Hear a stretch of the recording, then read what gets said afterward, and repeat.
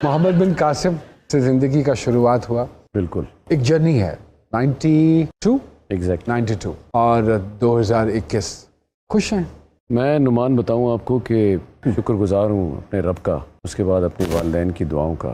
ये सफ़र इस तरह तय हुआ मुझे पता ही नहीं चला। अक्सर ज़िंदगी में परेशानियां आती हैं, आप मायूस हो जाते हैं। तो मेरे साथ ये आप कह लें अल्लाह की ब्लेसिंग रही कि मेरे वालिदैन ने मेरा बड़ा भरपूर साथ दिया और मुझे हर पल वो नसीहत जो वालिदैन करते हैं अपनी औलाद को। अभी भी मैं 3 बच्चों का वालिद हूँ, लेकिन नसीहत आज भी होती है, हर दिन होती है। उसी तरह गल कर देने, उसी तरह समझाते ने, और बुरी लगे कि ठीक ठाक डांट भी देंगे।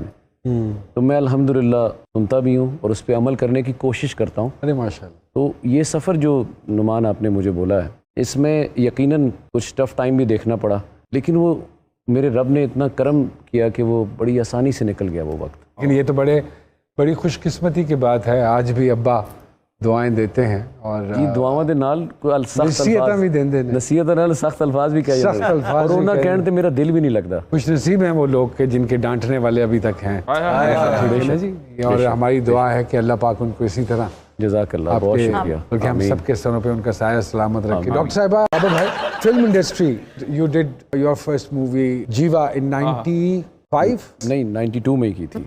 क्या फ़र्क फिल्म इंडस्ट्री में आया है? क्योंकि अब जब वो वाला बाब ख़त्म होता है फिल्म इंडस्ट्री का, जो आप वाला बाब था जी, एक नया बाब, नया रिवाइवल शुरू हुआ, जिसको इन्होंने रिवाइवल कहना शुरू हुआ, जिसको मैं रिवाइवल नहीं मानता, मैं नहीं मानता somehow the other।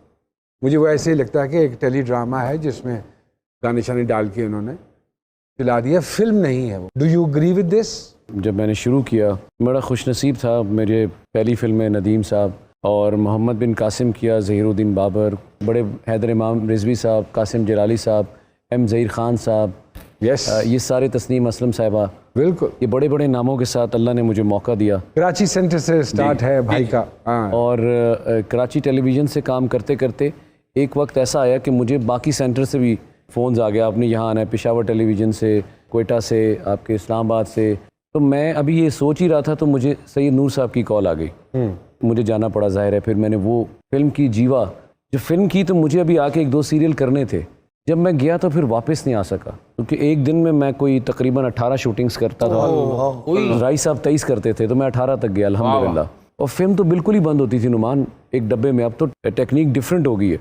तब हम अल्लाह तवक्कल काम करते थे। बाज़ फिल्मों की डबिंग मैं करता था, मुझे पता नहीं होता था कि अब स्क्रीन नहीं है तो असिस्टेंट आते थे, सर जी बोल दें, नहीं तो फिर पीछे से गुजर की गोली ना आ जाए, मर जाऊंगा, मैं बोल दें। टेप रिकॉर्डर में रिकॉर्ड करके आपको सुनाया जाता था। सा नहीं सर, आप विजुअल नहीं देख पाते, वो भी कहीं सुना दिया। कई चलते थे। कई दफा तो प्रिंट नहीं हुआ, तो आपने बोलना है। अब अल्लाह अकबर, अल्लाह का नाम लिया, वो भी बोले भाई, और बोल के अल्लाह ने सिंग करा दिया। मेरा कोई इसमें कमाल नहीं था। बिल्कुल ठीक बात। अब आपने जो सवाल किया कि मौजूदा जो सूरत हाल है, जो इस वक्त का काम कर रहे हैं, इसमें मैंने बाजरे दी राखी सैयद नूर साहब की अभी कैमरा क्लोज करवाया। वहीं पर मैंने बिलाल इशारी की लेजेंड ऑफ मौला जट भी की, जिसकी आगाज़ में हूँ मैं। लेकिन मैं इस चीज़ को यहाँ नहीं मैं बैठ के डिक्टेशन किसी ऐसी जगह से शुरू कर दूँ कि ये काम अच्छा नहीं कर रहे। मैं हाँ ये ज़रूर कहूँगा कि ठीक है, खामियाँ गलतियाँ हमसे भी हुई, गलतियाँ आपसे भी हो रही हैं। आप फिल्म को फिल्म रखिए, उस तरह बनाए फिल्म को कि लगे कि वो फिल्म है। वो ये ना लगे कि वो जो पैसा खर्च करके वो कहेगा यार मैं तो ड्रामा था जो मैं घर भी देख सकता था।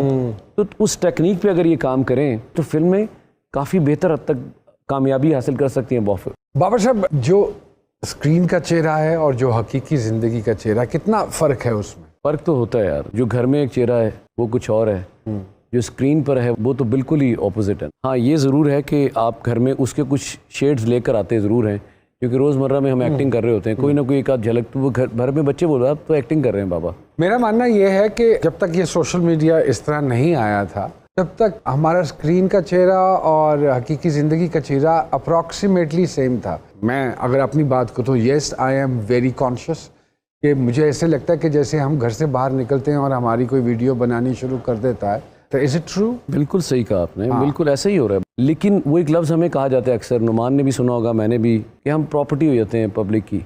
इस चीज़ के आने से पहले तक, ये जो आपने बोला ना है, इसकी अवेयरनेस से पहले तक तो चीज़ें छुपी हुई थी। अब होगी। अब आपने जब घर से निकलना है तो आपने जो लिबास ज़ेब तन किया उसको भी देखना है, आपने अपनी गाड़ी भी देखनी है, आपने वो फ़ोन भी देखना है।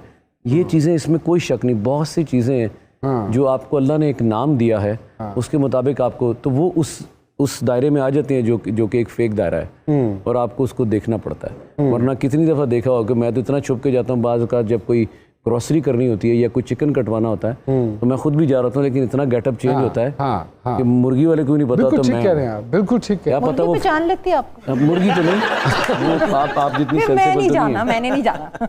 लेकिन वो कहीं ना कहीं कैमरा रख के।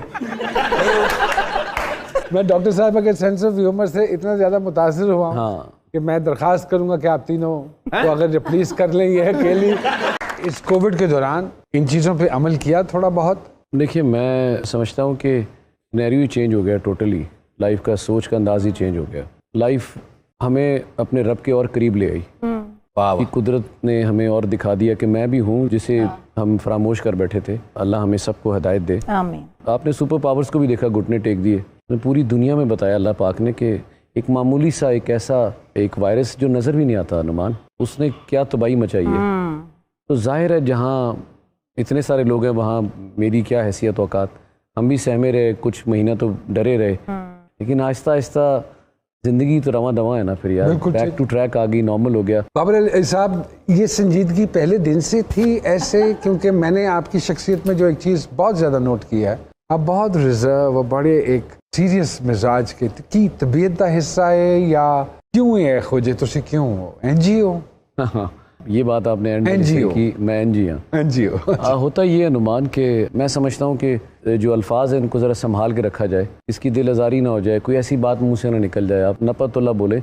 हाँ, आपका जो अपना हल्का बाब है जहाँ आपकी रोज़मर्रा उठना बैठना है वहाँ तक तो मैं ठीक हूँ, मैं बोल देता हूँ, लेकिन बहुत ज़्यादा लोगों में मैं फिर कम ही बोलता हूँ। एक छोटी सी ब्रेक लेते हैं और ब्रेक के बाद जी सरकार में दोबारा आपकी खिदमत में हाजिर होते हैं।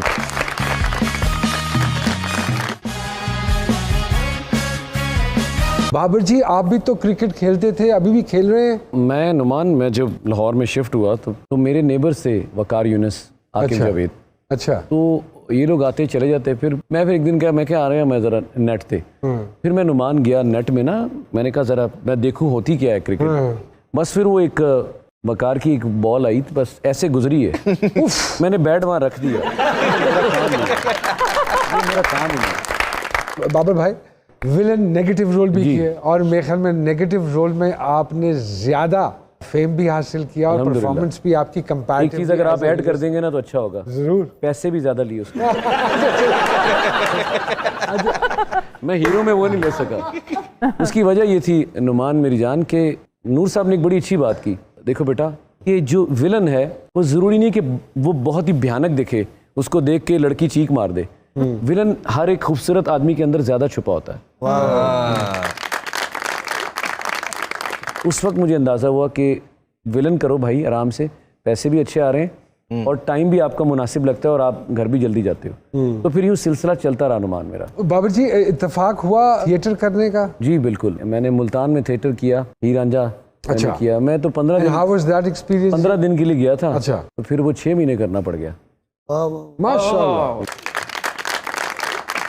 बस वो अल्लाह का करम था। फिर 6 महीने बाद ज़बरदस्ती आना पड़ा। और आप यकीन कीजिए, एक दिन सिर्फ नॉन फैमिली डे होता था, यानी फैमिली के अलावा बाकी सिर्फ फैमिलीज आती थी और पॉलिसी नहीं थी कोई, खुदा न खासा ऐसा लफ्ज़, कोई ऐसा फ़िक्रा।